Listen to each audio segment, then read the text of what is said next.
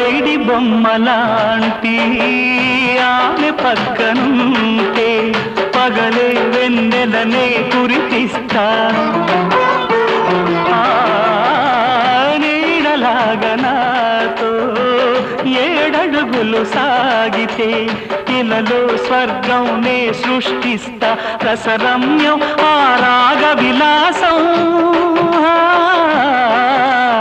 రసరమ్యం ఆ రాగ విలాసం వసివాడదు అది ఆ జన్మాంతం అందమైన నా ఊహల మేడకు ఆవిడమణి దీపం అంది అందని నాశలకు ఆమె ప్రతిరూపం ఆ తలపే